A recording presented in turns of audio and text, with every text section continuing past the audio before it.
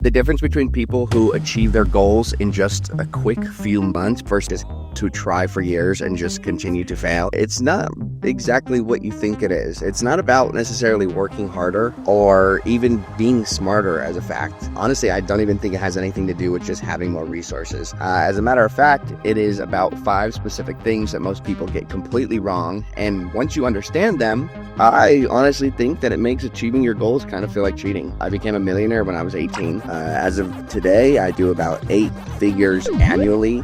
And this isn't because I'm unique. It's actually because of what I discovered. And what I discovered, honestly, just works, okay? And frankly, it is the exact opposite of what you've probably learned about setting goals. And in today's video, I'm going to be dissecting the 5 harsh realities that distinguish winners from the rest. And I'm going to start with the most contentious one of them all. That is, people need, or you need to quit celebrating the bare minimum, okay? I know many people who give themselves a reward for waking up on time, okay? This is half-assed bare minimum mindset. Listen, you being proud of yourself for waking up on time, that's not a win, okay? That is a minimum expectation that you should have for yourself. And honestly, that doesn't translate to any form or sort of success, okay? In order for you to achieve great things, or in order for you to achieve big things, you need to amount to difficult tasks, right? The harder problem that you can solve for people, the more people will be willing to pay for that solution. But alongside that, the more money people will be willing to spend for that solution. And I see this crap everywhere. I see people celebrating like these small victories that just absolutely amount to nothing. I hear the, oh, I exercised today. I hear the, oh, I woke up on time today. And it's like, great, but that's what you're supposed to do. That's not an accomplishment. That's like literally standard human.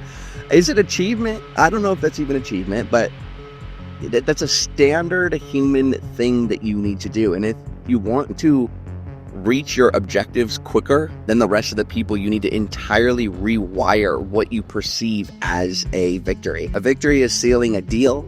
A victory is getting a product on the market. A victory is building a team that's going to help you accomplish a certain thing. Honestly, you need to be getting compensated for it. Like that is what a real accomplishment is, okay? And doing the bare minimum is not an accomplishment, and you need to start demanding a higher standard for yourself. All right, and then the next really important factor is you need to rewire your brain into neglecting the idea of failure. Here's something that's going to blow your mind. I honestly don't think that I've ever failed. I believe failing is entirely giving up. But if you never give up, you never fail. My greatest breakthrough was when I redesigned the way I approached the concept of failure. And instead of viewing things that just didn't work as failures, instead, they're merely learning lessons. The more things you attempt, the more or the quicker you discover the things that actually do work. I believe that regardless, every single person has that lucky day. I think everybody has that day when all of the stars just simply align. And as long as you show up every single day, that you're not going to miss the day that happens, right? If you sleep in, if you don't show up certain days, when the day that those stars were supposed to align and you're not there, you're going to miss that lucky day. And this is so incredibly massive. Like, people are so afraid of failing that they don't even ever try. But the reality is, each failure is, to me, it's merely data. It is information that is revealing to me what does not function. And then that, to some degree, moves you closer to what actually does. I mean, there's been many businesses that I've tried and just simply failed. Okay, I've lost hundreds of thousands of dollars on trades. I've lost hundreds of thousands of dollars on businesses. I mean, I've spent months and months on companies for them to not even get off the ground. Okay, not even a customer in sight. But what each one taught me was something that just made my next attempts a little bit better. These type of people that succeed are ready to fail quickly, but then they're ready to learn even quicker. The only way that you can possibly achieve something is by failing and then quickly learning and then reiterating the things that you need to inside of your business or whatever it may be. While everybody is just stuck in fear of failure, these people, including myself, are out there gathering data or failing data points.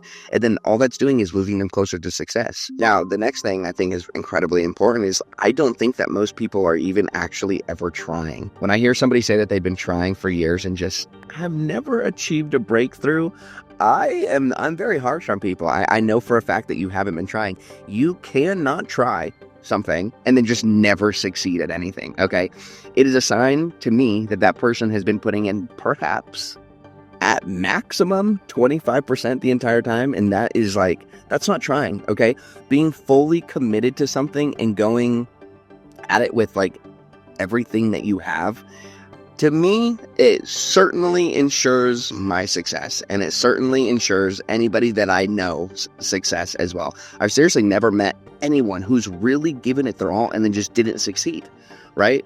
So the very first thing that I observe when I'm talking to new people that mention that they've just been trying and they just couldn't do it, I really look at how much time they're investing into it. This is not just time, it's also energy, effort, care, resources. I mean, here's what truly trying actually looks like. I wake up at 5 a.m. every single morning, and then I work till 7 to 10 o'clock every day in my apartment. I work 15 to 20 hour days every single day. I turn down family, function, social life, everything that isn't serving my ambitions. Most people believe that they're trying hard when they're putting in an additional hour, following their regular day job. But that's not trying hard. That is dabbling. That is a side gig, okay? And if you want to succeed quicker than other people, then you need to know what genuine effort is. And most people are not even close to it. I don't know many people who can sit and just work on a single task for more than 4 hours without needing to pick up their phone and scroll social media. If you put your head down, you block out all distractions, and you work 5, 10, 20-hour days, even if you have a regular job. I fully understand this. I have people inside of my company or partners that are mine that used to work at Insomnia Cookies from day to night. And then when they were off of their Insomnia Cookie shift, they would sit and they would work another 5 to 10 hour workday. It was absolutely insane. And now they're some of the most successful people I've ever met. And now with that point, it brings up the fact that you need a team. Here's the distinction between the way I used to handle businesses or goals or aspirations. I mean, when I was honestly struggling, and the way that I do now. I delegate as many tasks as I possibly can to a team right away. I think success by yourself is so incredibly difficult when you're attempting to accomplish it. I think taking a friend or a team with you accelerates your goals more than you could even imagine. And I'm very, very, very much aware that not everybody has somebody in their life that they can take. All right. And it doesn't mean that you need to take somebody that you know in real life and make them a business partner. Because my best friends and my business partners right now are people that I literally met in random ass communities that were surrounding the topic that I was trying to, succeed in. At the time, it was stock trading, and the people that are now my business partners for any of my businesses now are people that I met in those groups. So I'm not saying you need to find people that are inside of your life and bring them with you. But what I am saying is you need team, because teams and people allow you to do so many more things, or so much more things, and so much faster. It's literally a cheat code. If there are 10 things that need to get done and you have to do all 10 of them, it could take you a week. But if you have 5 people, it's going to take you 1 day. People that go out and do all these things on their own, I think it's ego speaking.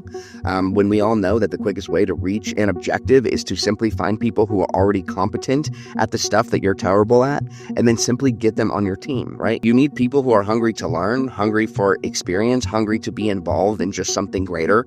You need to start building your team on day one if you want to accelerate and feel like you're just achieving through cheat codes or hacking. Now, last thing is, you just need to obsess over whatever it is you're trying to achieve. You need to cut everything out and you need to obsess. If somebody came to me tomorrow and was like, hey, I want to accomplish in one year what most people accomplish in 10 years, here's exactly what I would say to them. I'd say, 1, you need to stop smoking weed. I'm in Colorado, so everybody smokes weed. I'd say you need to stop thinking about girls. You need to quit going out. You need to quit jerking your, and then you need to stop playing video games. You need to stop watching Netflix and television. You need to dial in. The only way to actually change your life is to change your life. The things that you're doing today are going to be the reflection of what happens in a year from now.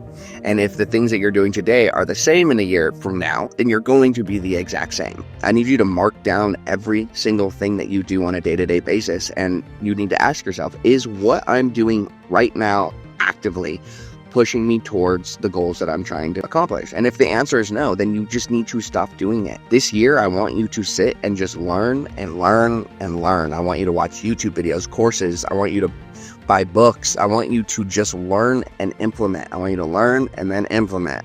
You're going to listen. Here's what's going to happen. You're going to try and then you're going to fail. Okay. That is the point of all of this.